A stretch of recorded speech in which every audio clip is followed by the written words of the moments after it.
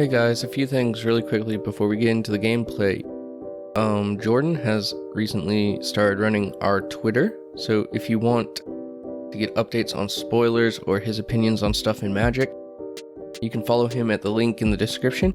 It'll also notify you when we go live, because we do live stream every once in a while.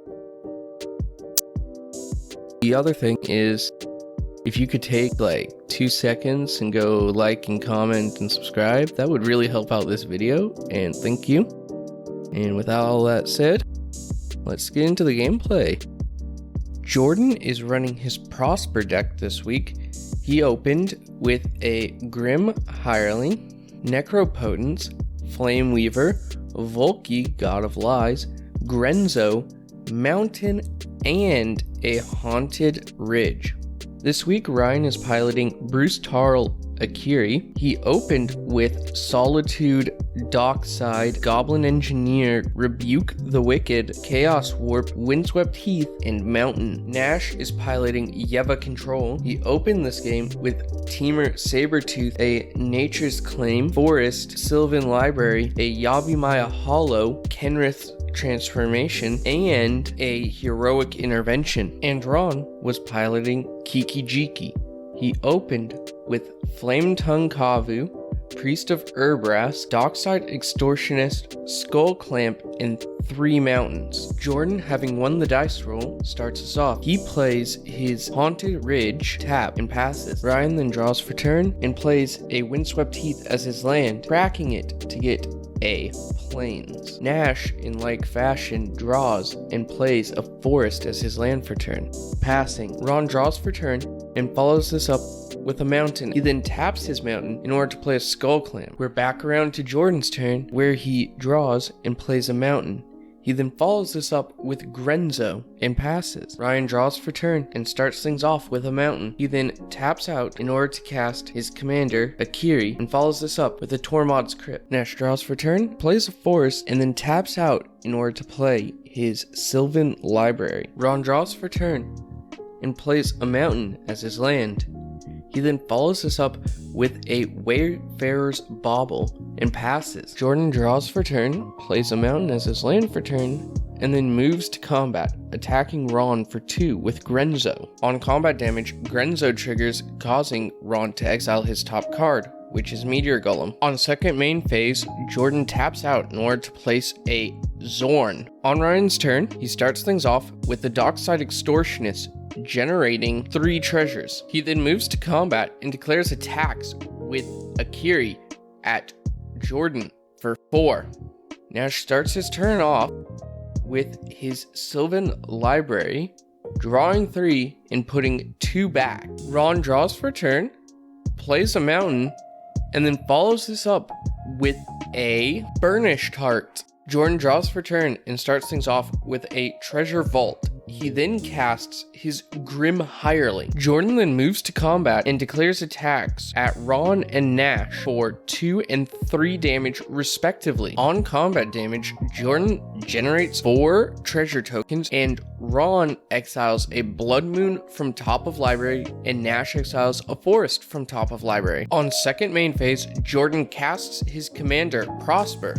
On EOT, Prosper triggers, exiling a Swamp from the top of Jordan's library. Ryan draws for turn and plays a Esper Sentinel. He follows this up with an Implement of Combustion, and then declares attacks on Ron for 6 commander damage. Nash starts his turn off with his Sylvan Library and opts to pay 4 in order to keep 1 extra card. Nash then plays a Forest as his land for turn and passes. Ron draws for turn and plays a Mountain. He then follows this up with a Dockside Extortionist. In response to the Dockside Extortionist cast, Ryan sacrifices his 3 treasures for red mana. Jordan cracks one of his treasures for black mana and then uses that to activate Grim Hireling, sacrificing the other treasure in order to put a -1/1 on Esper Sentinel. Ryan responds by Chaos Warping Prosper. Jordan flips his Talisman off of the Chaos Warp. Then the Dockside Extortionist resolves, generating 5 treasures for Ron. Ron then casts his commander, Kiki-jiki. Jordan draws for turn and plays his Swamp from exile. He then taps out to cast Prosper from his command zone. Jordan then moves to end step, exiling his filter land off the top. Ryan draws for turn and starts things off with a Chromox, imprinting Angel's Grace. He follows this up with a Goblin Welder. On EOT, Nash flashes in Yeva. Nash starts his turn off with his Sylvan Library, opting to take 4 to keep one of the extra cards. Nash then plays a Forest as his land for turn. He then casts Seedborn Muse. On EOT, Ron activates Kiki-jiki, making a copy of Dockside Extortionist. Dockside Extortionist ETB gets Ron 5 additional treasures. On Ron's upkeep, Nash untaps due to Seedborn Muse. Ron then activates his Kiki-jiki to clone Dockside Extortionist, creating 5 more treasures. He then attaches Skull Clamp to the cloned Dockside Extortionist. Ron casts Flame Tongue Kavu and targets Zorn with the 4 damage. On EOT, the token copy of Dockside dies, drawing Ron 2 cards. On Jordan's turn, he plays the filter land he has in exile, triggering Prosper to make him a treasure, which gets doubled by his Grim Hireling. Jordan then taps out to cast Fevered Suspicion, hitting a gamble from Ron, a regrowth from Nash, and a Chromatic Sphere from Ryan. Jordan then proceeds to cast the Chromatic Sphere, followed by the regrowth, getting Zorn back to his hand. Jordan then casts the Gamble, exiled from Ron's library, discarding Necropotence on resolution. Jordan then casts his Dockside Extortionist. Ron responds by cracking both his Bauble and his Burnished Heart. Ron then floats the remainder of his treasures as red mana. Then Dockside resolves, generating 5 treasures for Jordan. Jordan then activates Grim Hireling in order to kill Ron's FTK. He then uses Grim Hireling to kill Ron's Dockside Extortionist.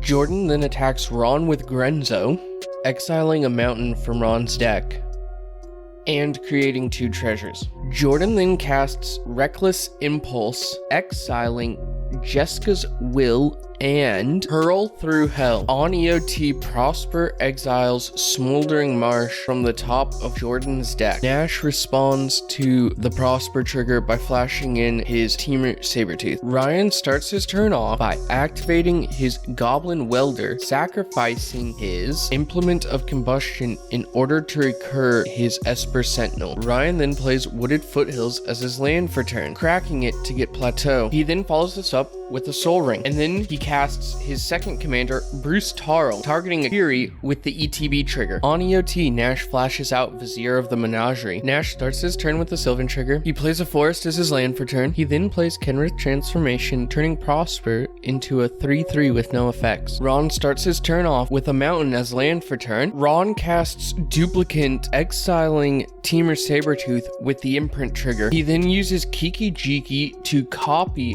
the Duplicant, and with that imprint trigger, he exiles the Grim Hireling. He then equips the Duplicant with Skull Clamp. At the start of Jordan's turn, he casts the rebounded Fevered Suspicions. Ryan hits a land and a Grand Abolisher. Nash hits a land in Survival of the Fittest, and Ron hits a Talisman and Ugin. Jordan plays Smoldering Marsh from his exile as his land for turn. He then casts Jessica's Will, netting 7 mana and exiling Wild Magic Sorcerer, Imperial Recruiter, and a Swamp. He then casts Tybalt, Cosmic Imposter. Nash casts Heroic Intervention. Jordan upticks his Tybalt, exiling the top card of each player's library. He hits Red Elemental Blast from Ryan, Worldly Tutor from Nash, and Wandering Archaic off Ron's deck. Jordan upticks Ugin to make a 2/2. Jordan casts his Imperial Recruiter, getting a Gonti Lord of Luxury. On Ryan's turn, he hard casts Solitude, exiling his own Grand Abolisher. He then casts Lotus Petal. Ryan declares attacks with Akiri, Bruce Tarl, and Dockside Extortionist. With Bruce Tarl's attack trigger, he targets Bruce Tarl, giving him double strike and lifelink. Jordan blocks all 3 attackers. On EOT, Nash flashes out Shaman of Forgotten Ways. Nash starts his turn off by paying 4 to Sylvan. Nash casts Triumph of the Hordes, and he alpha strikes Jordan. Nash nature claims Ron's Duplicant. Ryan responds by swapping Duplicant with Burnished Heart. Ron starts things off by casting Priest of Urbrask. Ron casts Treasonous Ogre. He pays 6 life in order to cast Inferno Titan. Ron targets Shaman of Forgotten Ways with Inferno Titan's ETB trigger. Nash responds by regenerating his Shaman. Nash activates Kiki-jiki in order to make a second Inferno Titan. He then targets Shaman of Forgotten Ways with the second Inferno Titan. Ron then pays another 3 life to attach his Skull Clamp to the clone of Inferno Titan. On EOT, Nash flashes out Soul of the Harvest. Ryan starts his turn off by swapping Skull Clamp with Wayfarer's Bauble. He follows this up with an Origin Spell Bomb. Ryan cracks his Spell Bomb, paying 1 white in order to draw a card. He follows this up with a Talisman. Ryan moves to combat and attacks Nash with Bruce Tarl and Ron with Akiri. Bruce Tarl's combat trigger targets Akiri. Ron blocks with the Priest of Urbrask, and Nash blocks Bruce Tarl with his commander. On EOT, Nash flashes out Orin Frostfang. Nash starts his turn off with a Sylvan Library trigger, opting not to pay life. Nash moves to combat and swings all out at Ryan. Ryan blocks, assigning Solitude and Esper Sentinel to Seedborn Muse and Akiri to the Soul of the Harvest. Nash uses his Yavimaya Hollows to regenerate his Seedborn Muse. Nash on second main phase plays Guardian Project. Ron plays a Wooded Foothills as his land for turn and cracks it for a mountain. Ron cracks his Wayfarer's Bauble to get a mountain into play. He follows this up by cracking Burnished Heart. Ron then follows this up by casting Filigree Familiar, healing for 2. He then uses Kiki-jiki to clone the Filigree Familiar, gaining another 2 life. Ron moves to end step and Nash responds by flashing out Thorn Mammoth, choosing to fight the Goblin Welder. Nash plays Court of Calling X3, getting Eternal Witness. Thorn Mammoth fights Akiri off the Ewit ETB, killing both it and Akiri. Nash then returns Triumph of the Hordes to his hand. Ryan then decides that he actually wants to respond to the Ewit ETB and exiles Nash's graveyard using Tormod's Crypt. On Ryan's turn, he recasts Akiri, followed by Weathered Wayfarer. On EOT, Nash flashes out Prowling Serpaport. Nash then follows this up by flashing out Ashaya. Nash starts his turn off by casting the Great Henge. He follows this up with Nykthos, Shrine to Nyx. Nash then plays Turn Timber Symbios, getting a Beast Whisperer into play. He then casts Sylvan Safekeeper, followed up by Nylea, Goddess of the Hunt,